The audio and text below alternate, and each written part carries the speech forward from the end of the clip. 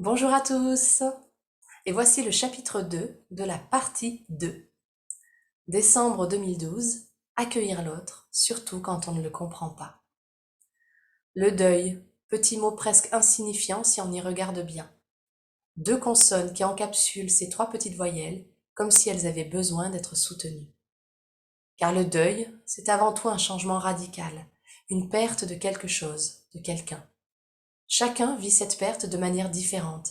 Même dans une famille soudée, la perte d'un être chamboule toute la dynamique qui s'était instaurée.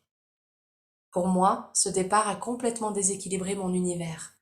La famille, mes parents et ma fratrie constituaient un de mes piliers de vie. J'y trouvais un socle stable, évidemment avec des hauts et des bas, mais un socle important. À enlever à une chaise un de ses pieds, voilà la situation dans laquelle je me trouvais désormais. Au début, je ne m'en suis pas rendu compte. Le choc m'avait anesthésiée et la tristesse s'entrechoquait avec les rires de souvenirs émouvants et marrants. Nous faisions des repas avec tous les amis présents et chantions à sa mémoire. Nous étions en groupe, nombreux, soudés. Puis doucement, chacun a dû réintégrer sa vie, son rythme. Et nous avons intégré une nouvelle dimension jusqu'alors inconnue, une où la famille était réduite à 4 personnes qui cherchaient à se redéfinir. Cette année-là, il s'est mis à neiger très tôt, fin novembre, avant mon retour à Antibes. Comme si le ciel nous faisait un clin d'œil, ou mon père, selon les croyances, lui qui aimait tant la neige. Je suis rentrée et j'ai été accueillie par mes amis de la côte, qui avaient senti ma détresse et voulaient m'occuper l'esprit. Je ne les remercierai jamais assez. Leur présence et leur touchant embarras m'ont permis de ne pas être seule et de reprendre en douceur. Mais qu'il était difficile de faire comme si de rien n'était. Je ne réagissais pas de manière indifférente, j'étais juste anesthésiée et je ne passais pas une soirée seule. Je les entendais me soutenir, me dire que tout allait bien se passer, que j'arriverais à m'en sortir. Mais je ne pouvais pas entendre ces messages de soutien. Car même s'il était rageant de l'admettre, j'étais passée de l'autre côté. Le côté des enfants qui avaient perdu un de leurs parents. Une perte avant l'heure. Ou peut-être était-ce l'heure, mais nous ne l'envisagions pas comme telle. En entrant dans ce cercle, dans mon état d'âme meurtri, j'acceptais ces mots d'encouragement, mais ils ne me réchauffaient pas le cœur. Car une petite voix tout au fond me disait: qu'est-ce qu'ils en savent? Et puis, j'ai passé une soirée avec une amie formidable qui avait connu la même chose alors qu'elle était beaucoup plus jeune que moi. Je n'avais jamais su qu'elle avait vécu tant d'années avec un seul parent. Je vivais notre conversation avec beaucoup de reconnaissance. Avec le recul, sa présence et sa bienveillance m'ont beaucoup aidée. Elle me disait presque les mêmes phrases, que tout allait bien se passer, mais l'intention derrière était tout autre. Elle avait vécu ce dont elle parlait. Elle était passée par les mêmes phases à travers lesquelles je me trouvais. Elle était la preuve vivante qu'on pouvait s'en sortir. Ces mots m'ont guidée quand je n'avais pas le moral. Parfois, quand je ressentais une émotion particulière, je pensais à elle. Alors que je pensais être seule, elle était là, sans s'imposer, juste là. Je découvrais au fur et à mesure qu'une chose était absolument essentielle dans la gestion du deuil. Même si l'on était plusieurs à vivre le décès d'une même personne, nous le vivions de manière extrêmement différente, et parfois les réactions de l'autre pouvaient nous paraître incompréhensibles. Nous pouvions nous parler sans nous comprendre. L'un pouvait avoir une parole violente ou blessante sans le faire exprès. Comment ma mère pouvait comprendre les émotions et la douleur de la perte que je subissais en tant que fille envers son père? Pourquoi ne pouvais-je pas m'ouvrir plus à ma sœur ou à mon frère? La communication ou la non-communication me déstabilisait. Je ne savais pas comment ouvrir la discussion, si j'en avais vraiment envie et si nous nous comprendrions. J'ai finalement compris que je ne devais pas m'attacher aux mots prononcés par certains de mes proches, car ils étaient le signe de leur propre souffrance et non des reproches à mon égard. Nous avancions dans le deuil à des vitesses différentes. Il n'y avait pas de bien ou de mal. Chacun évoluait à son propre rythme, le deuil ouvrant la porte à nos propres démons et questions intérieures. Je le vivais comme un énorme coup de pied aux fesses, un seau d'eau froide sur la tête qui vous réveillait malgré votre envie de rester couché. Ce deuil que je vivais de plein fouet faisait remonter à la surface beaucoup de choses enfouies. Pas des regrets, car je considérais que tout événement du passé m'avait mené où j'en étais maintenant. mais une revisite du passé, une réappropriation de mes passions de jeunesse que j'avais laissées tomber par peur, parce que je suivais la voie de la raison et que j'avais mis en sourdine la voix du cœur. Cet ami m'a prévenu que la première année serait particulière. J'allais revivre chaque moment important sans lui, marquer chaque événement de son absence. Car lorsqu'on vivait nos vies au quotidien, nous ne voyions pas sa disparition tous les jours. On s'en rappelait par des coups de téléphone qu'on ne passerait plus, la présence et le soutien qui disparaîtraient, les souvenirs qui ne se créeraient qu'à 4 et non plus à 5. Alors je démarrais cette année en mode découverte de la vie sans lui, en me rendant compte à quel point il faisait partie de mon univers. Le retour au travail a été très difficile, car une partie seulement de mes collègues était au courant du décès. Je ne sais pas ce qui me faisait le plus de mal, les condoléances qui me rappelaient les derniers jours, ou les « As-tu passé de bonnes vacances ?» des personnes qui pensaient que j'étais partie à l'étranger pendant 3 semaines. Je ne pouvais répondre ni oui ni non à cette question et je restais vague. Pour les condoléances, mes yeux s'embuaient et je détestais me voir si vulnérable. Pourquoi refuser d'accueillir ces émotions? Pourquoi cette société m'avait-elle poussé à cacher ce qui faisait mon humanité? Dans un deuil comme dans la vie, l'acceptation de ces émotions était primordiale. Le regard des autres ne me permettait pas d'avancer, je restais interdite. Je me lançais dans le travail avec acharnement pour oublier. Même entourée, je me sentais vide et seule, et j'accusais mes premiers coups de blues.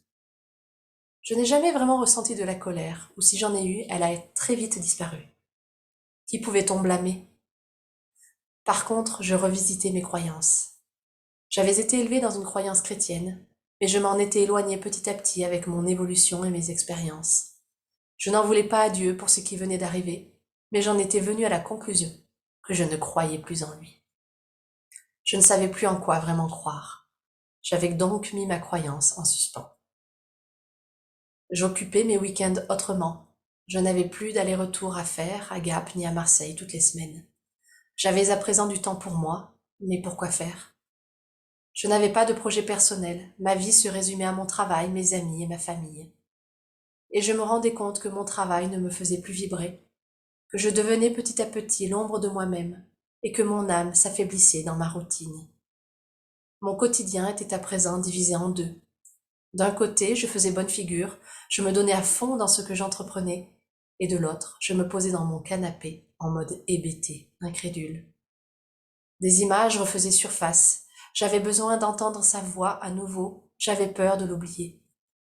Alors je replongeais dans les albums photos, des larmes de rire et de pleurs mêlées les unes aux autres.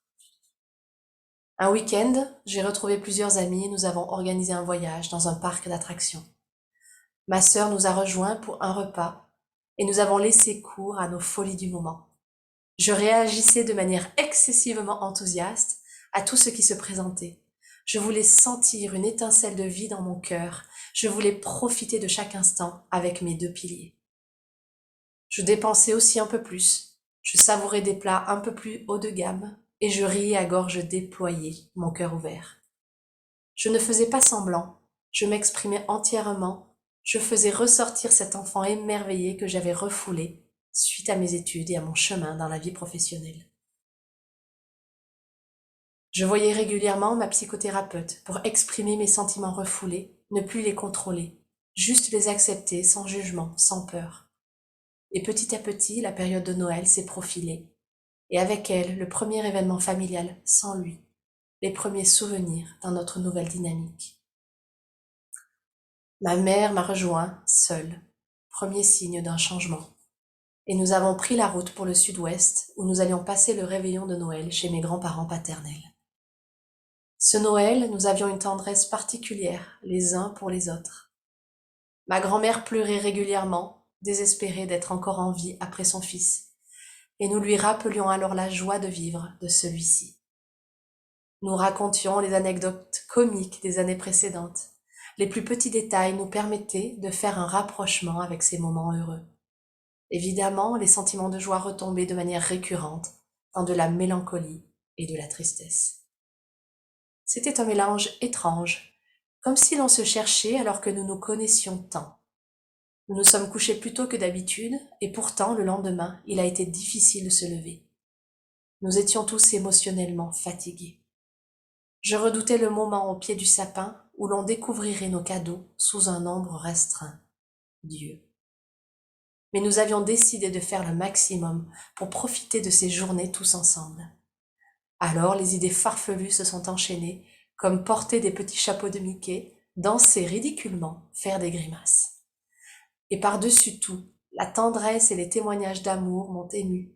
Sans effusion, juste une embrassade, une accolade, un sourire, une partie de jeu de société entre fratries. Et des dédicaces à mon père, par le biais d'une bonne bouteille de vin et d'un bon repas.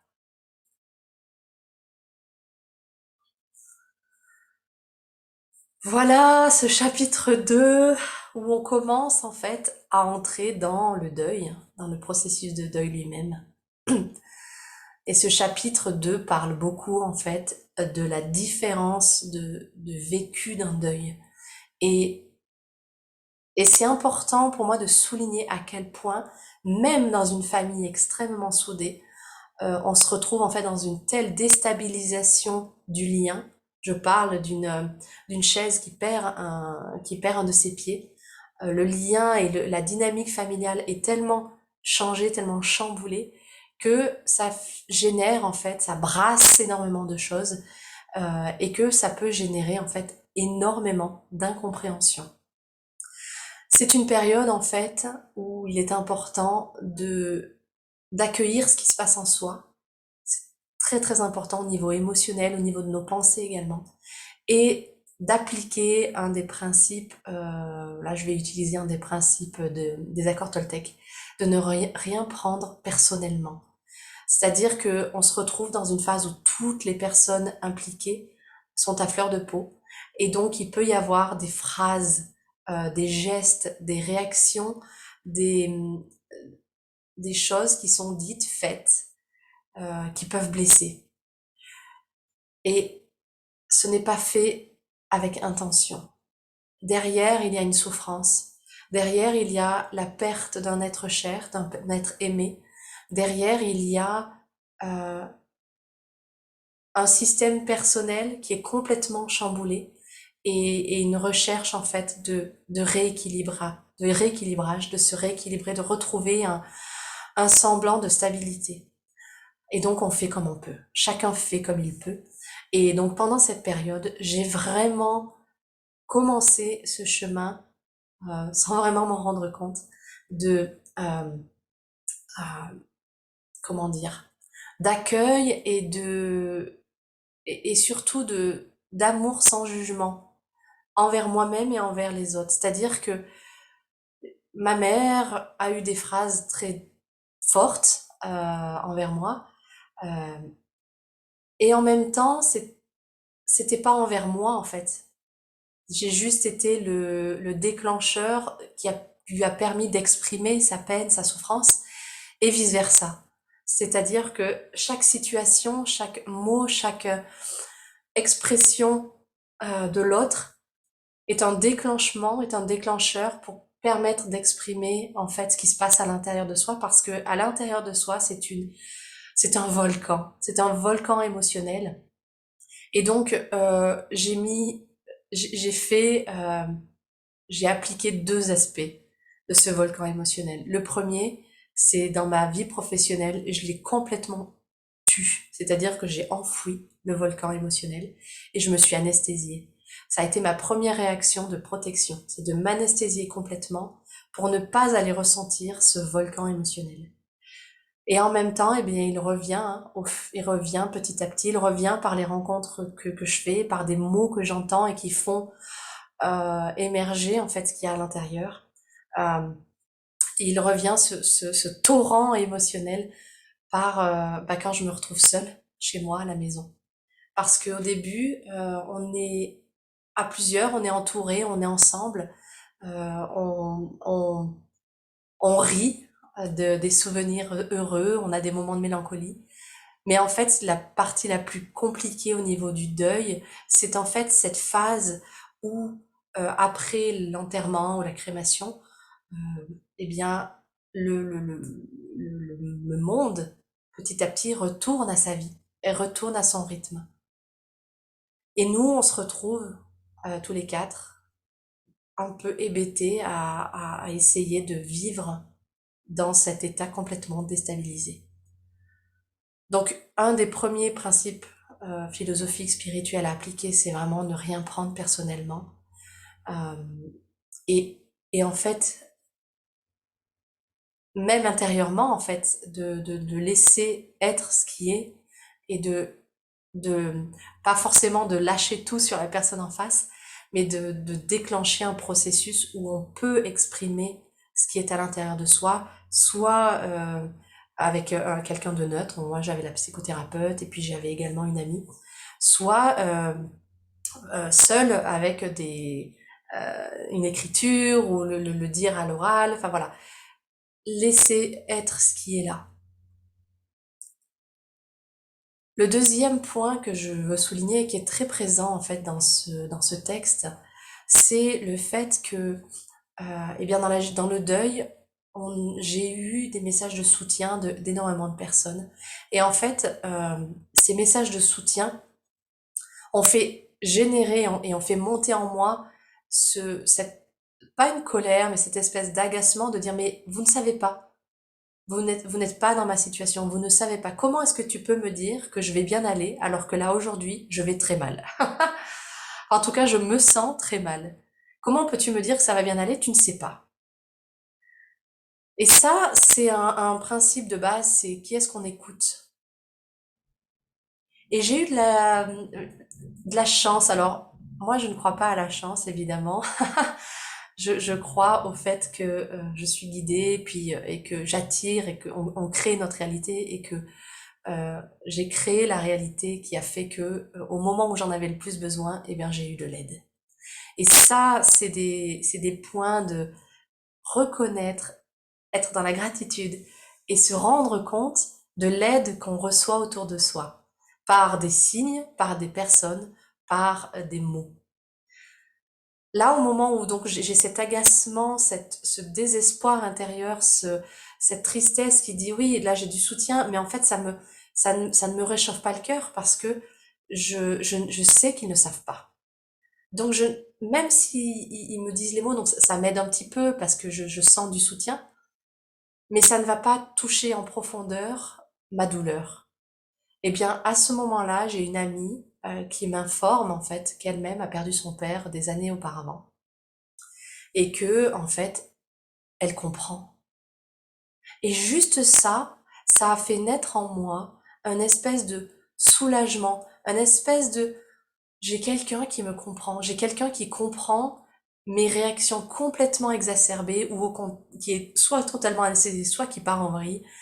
J'ai quelqu'un qui, quand elle me dit, tu vas voir, ça va bien se passer, ça va pas être évident, mais tu vas t'en sortir, eh bien, je peux la croire. Pourquoi? Parce que je la vois être qui elle est et c'est très inspirant. Et donc, c'est un espèce de fil conducteur de OK, je peux la croire, même si à un moment donné je me sens seule, je sais qu'elle est là. J'ai cette attache, on pourrait dire, qui m'aide à avancer. J'ai quelqu'un qui peut comprendre vraiment ce que je ressens et ce que je vis. Et on est de nouveau dans la notion d'incompréhension. Et ce n'est pas de la, euh, comment je pourrais dire, ce n'est pas renier en fait l'aide des autres amis qui étaient présents, pas du tout, parce qu'ils m'ont énormément aidé et ils ont été là. Mais ça va toucher à différents niveaux de l'être. C'est-à-dire qu'il y a ce lien avec ces personnes qui vous entourent, qui m'ont entouré, qui ont soutenu une part de mon être, la part ici présente. Et puis il y a cette personne qui a soutenu une part beaucoup plus profonde et qui m'a montré le chemin.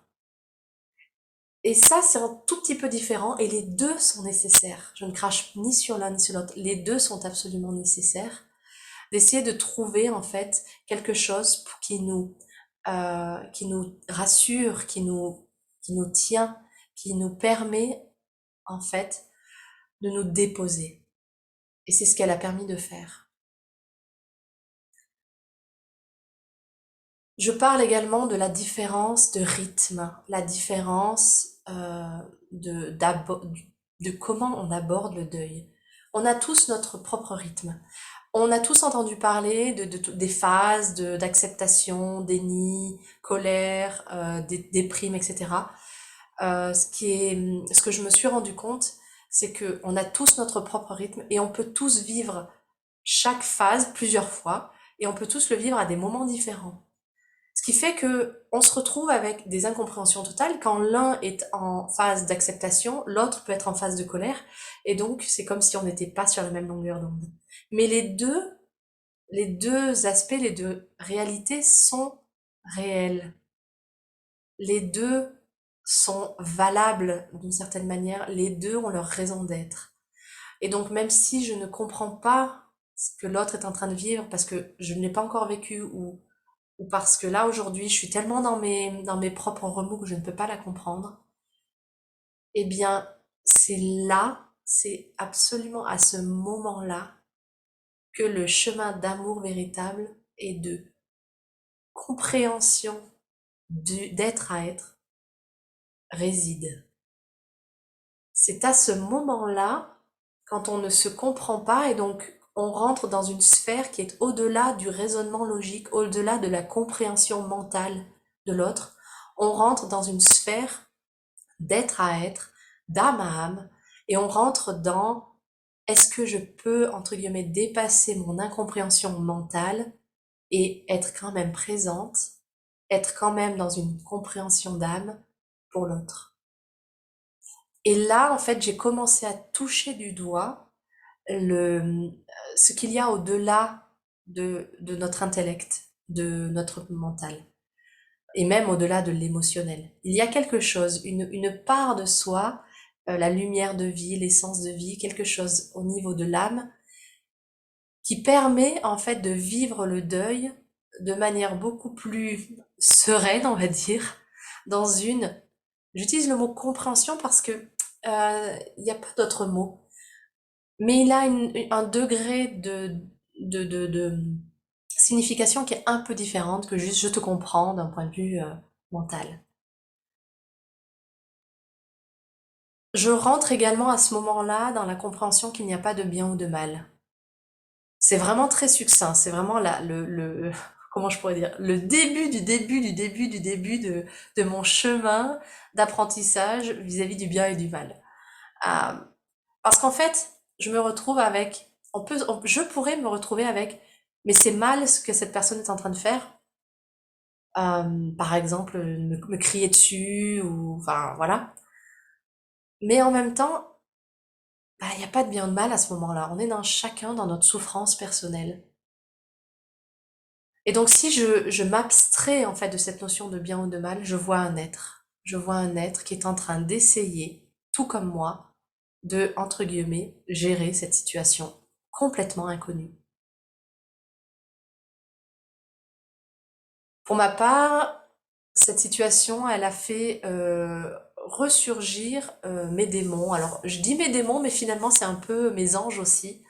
Elle a fait ressurgir mes passions de jeunesse. Elle a fait ressurgir mon âme d'enfant qui veut s'exprimer, qui voulait s'exprimer, qui avait des rêves. Elle fait ressurgir en fait la voix du cœur.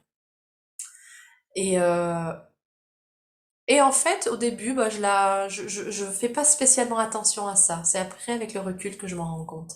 Mais en tout cas, il y a cette grosse remise en question de mes aspirations. Et il y a également la prise de conscience que je suis en train de me noyer, de me perdre, de m'affaiblir dans mon travail. C'est-à-dire que le travail que j'aimais beaucoup, je me rends compte en fait que je suis en train de, euh, de devenir l'ombre de moi-même. Et que ce travail, en tout cas ce que je fais à ce moment-là, ne m'épanouit pas. Pourtant, c'est l'apogée d'une carrière. Hein. Je suis chef d'équipe, je travaille à l'international, je voyage beaucoup. Et pourtant, cette prise de conscience me fait voir à quel point je suis l'ombre de moi-même et que je ne vibre plus de mon travail. Et ça, c'est un mot qui est venu très très très très vite dans la gestion de mon deuil, ça a été de me rendre compte que je ne vibrais plus dans mon quotidien, qu'il y avait cette notion de vibrer, de joie, de vibrer, de vie, et que ça, je l'avais perdu.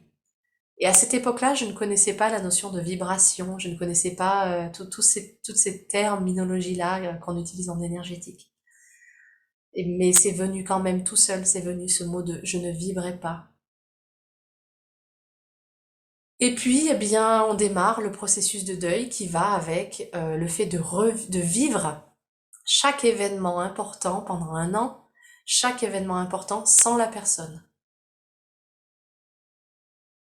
Là, bah, c'est Noël. On commence par Noël, évidemment, puisque mon père décède fin novembre. Et sur Noël, eh bien, il y a cette, ce mouvement de vie qui me fait voir à quel point, en fait, ça fluctue. On passe des rires aux pleurs, on passe de la mélancolie au souvenir joyeux, on passe euh, de savourer un repas et de penser à papa qui aurait adoré ça, à oui, mais il n'est pas là. Et donc, en fait, on fluctue dans tout ça. Et là, au niveau émotionnel, eh bien, bah, ça tourne, hein. Et c'est OK, en fait. Pour moi, et je le dis dans ce chapitre-là, je me rends compte à ce moment-là à quel point je me suis empêchée de vivre et de ressentir des émotions par tous mes conditionnements de société. Et je me suis rendu compte, et je le dis de manière très claire dans ce texte, je me suis rendu compte à quel point la société, en tout cas la façon dont j'avais intégré la société, me faisait perdre mon humanité. Parce que mon humanité, elle est faite de ces mouvements de vie intérieurs que sont les émotions. Ce n'est pas forcément évident tous les jours, mais c'est ce qui me fait être humaine. Et c'est beau, c'est très très beau. Je pense qu'il y aurait beaucoup de choses à dire sur ce texte. Mais voilà, je vais laisser sur ces dernières phrases. Accueillez votre humanité pleinement. Parce que, et je n'arrête pas de le dire, les émotions sont des mouvements de vie. Et une émotion saine, que ce soit la colère, la tristesse, une émotion saine, elle est très furtive. Une émotion saine, elle dure 90 à 120 secondes. Elle est là, je la vois, je la laisse passer, elle part. Mais on a tellement, et moi-même, hein, j'avais tellement enfoui cette part de mon humanité-là, bloqué tout ça, qu'évidemment, quand l'émotion elle arrive, en fait, elle fait ressurgir tout le chapelet, tout le truc qui est relié à cette émotion-là. Et là, on part en vrille, parce qu'on sait plus comment gérer, on sait plus comment accueillir. Un dernier mot, là, je viens de le dire, ça m'a fait penser à ça. La gestion du deuil m'a fait remettre en question tout. Ça me fait remettre en question la vie, de manière générale, la mort évidemment, mais ça m'a fait aussi remettre en question toutes mes croyances, notamment vis-à-vis de ma culture judéo-chrétienne. Ça m'a fait remettre en cause ça également. Et c'est très sain, c'est très sain, parce que je suis entrée plus tard, petit à petit. Là, à ce moment-là, pas du tout. Là, à ce moment-là, je suis dans un rejet de la religion. Je suis presque même en rejet je ne connais pas ce qu'est la spiritualité à ce moment-là. Je suis dans un rejet de la religion. Et plus tard, en fait, j'en arrive à ce chemin spirituel où j'entre dans une autre sphère personnelle. Et donc, important de sentir la différence entre religion et spiritualité. Parce que, eh bien, dans cette phase-là de mon deuil, j'ai fait un rejet total de la religion, mais je n'avais pas encore la spiritualité qui a beaucoup accompagné et qui m'a fait prendre conscience d'énormément de choses. En tout cas, accueillir ce qui se passe en soi, euh, ne pas juger ce qui se passe chez l'autre. C'est beaucoup des ne pas, on est d'accord. Mais ça peut vraiment vous aider, ça peut vraiment aider de savoir que je ne prends pas personnellement ce que l'autre est en train de me dire.